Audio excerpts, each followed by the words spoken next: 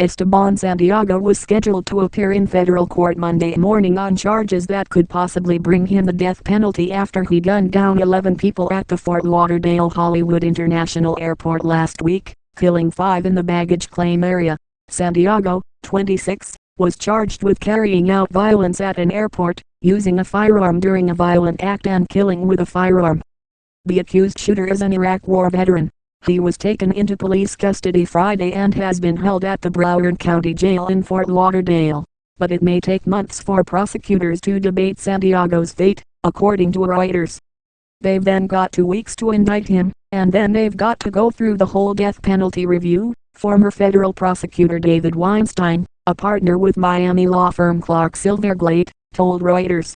TMZ posted Sunday a surveillance video showing Santiago walking toward the baggage claim area Friday before suddenly pulling a handgun from his waistband and shooting at nearby victims.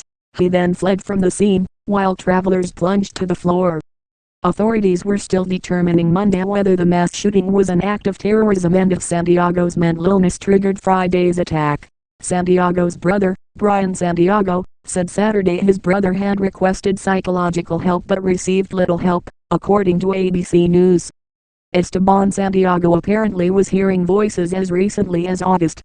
How is it possible that the federal government knows, they hospitalize him for only 4 days, and then give him his weapon back? Brian Santiago said.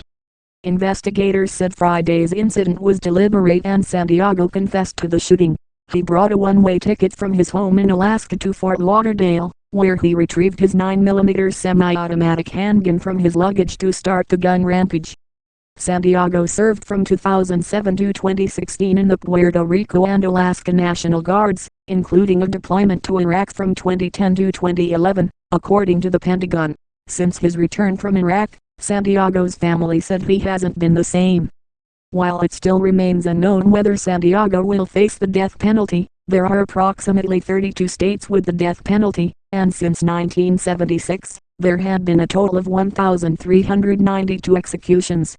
Once someone is convicted with the death penalty, it may take years before that person gets executed. Robin Conrad, director of research and special projects for the Death Penalty Information Center, told International Business Times. On average, it takes 17 years between the times of conviction and where the execution is carried out, she said, adding that each state varies due to their guidelines. Conrad noted that the majority of U.S. executions tend to occur in Texas. Last year, Georgia actually executed 9 people, more than Texas with 7. Alabama had 2 executions, while Florida and Missouri have had 1 execution apiece, according to the Death Penalty Information Center. There were a total of 18 executions nationwide last year.